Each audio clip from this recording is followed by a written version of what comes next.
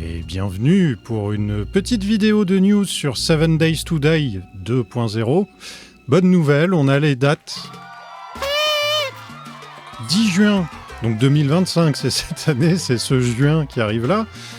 Premier DevStream et d'ailleurs dernier DevStream puisqu'il n'y aura qu'un seul DevStream. Habituellement, il y en a 3 ou 4 ce qui repousse d'autant de semaines que de DevStream. Ensuite, du 13 au 15 juin, aura lieu le Streamer Weekend. Donc c'est un week-end durant lequel les streamers vont pouvoir jouer au jeu avant tout le monde pendant 2 jours. Ensuite, c'est la sortie de l'expérimental. Donc en général, il y a Jack Play, il y a Elwood, il y a I Kill You, Nabil. Et moi, je vais poster une demande, il y a un formulaire à remplir, bon voilà. La dernière fois, il m'avait complètement ignoré, mais c'est vrai qu'on était beaucoup moins, peut-être 100, 200. Là, on est 1400, donc ça peut peut-être peser. Après, le truc s'appelle Streamer Weekend. Et c'est vrai que je ne stream pas, donc c'est peut-être une bonne raison aussi de m'envoyer chier. Et enfin, la 2.0 stable sort le 30 juin. Je vais pouvoir vous parler maintenant de toutes les infos qui ont été lâchées depuis la dernière vidéo. Donc la vidéo où je vous parlais du report de la sortie de 7 Days to Die 2.0. Et c'est parti pour un petit récap. Alors pour rappel, on devrait avoir un zombie spécial par biome. On avait déjà vu le crasher du désert et on a eu droit à une petite vidéo in-game où on voit son attaque. Et il reste stylé. Son attaque, pourquoi pas, je sais pas. Il nous balance des mouches ou des guêpes, je sais pas exactement ce que c'est. Et le fait de taper un essaim de mouche avec une batte, je suis pas convaincu, mais bon, ça ajoutera au moins une mécanique intéressante au jeu. Ensuite, on a eu des images d'un nouveau zombie spécial, le zombie spécial du biome neige, et qui ressemble à un gros Yeti, en gros.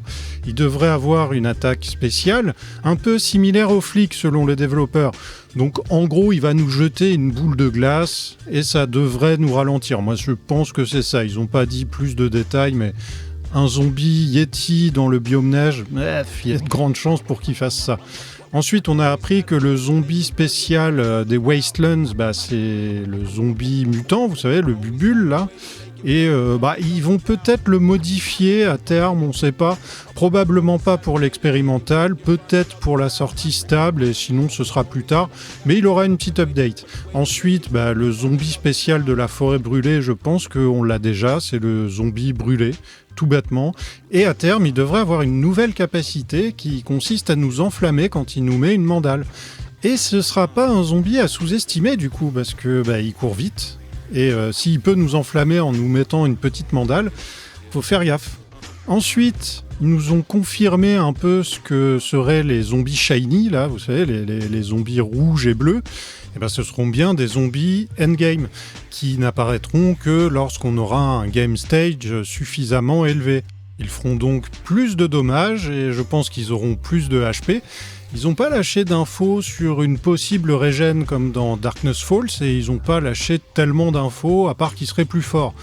Moi, ce que j'aimerais bien, c'est qu'ils aient des nouvelles capacités, mais des trucs cool, qui retravaillent l'IA, ce qui leur permettrait éventuellement d'ouvrir les portes ou de grimper au mur. Ça nous obligerait un peu à repenser nos bases de horde et la manière d'aborder les combats face aux différents zombies. Ce serait plutôt cool. Ensuite, on a eu plus d'infos sur le système de météo et de tempête.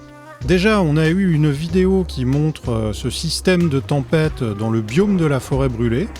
Donc, on voit des particules. Alors ça, c'est le truc qui se passe quand on a une tempête et que on commence à avoir des dommages.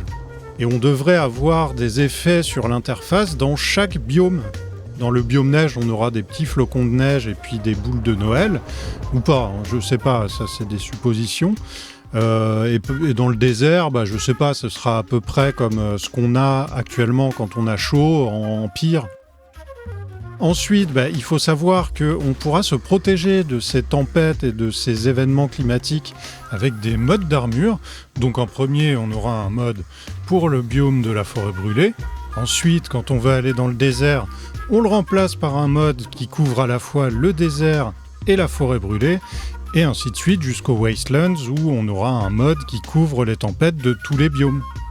A noter que quand il y a une tempête qui nous tombe dessus, on peut se réfugier à l'intérieur d'un bâtiment et on sera protégé de cette tempête.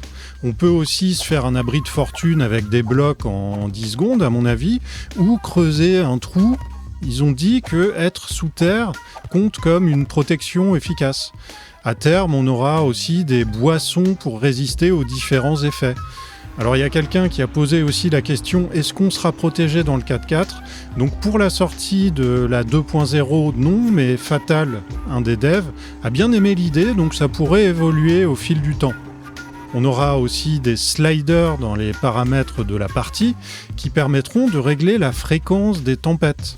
Le paramètre par défaut sera réglé à 100 et ça ira de 0, donc pas de tempête, à 500, donc 5 fois plus de tempêtes.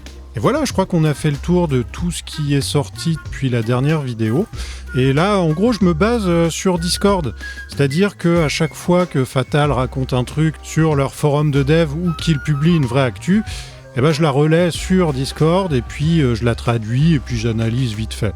En attendant, j'espère que cette vidéo vous a plu, qu'elle a une utilité dans votre consommation YouTubesque. Merci à vous d'être arrivé jusqu'au bout et je vous dis à bientôt pour une prochaine vidéo. Ciao!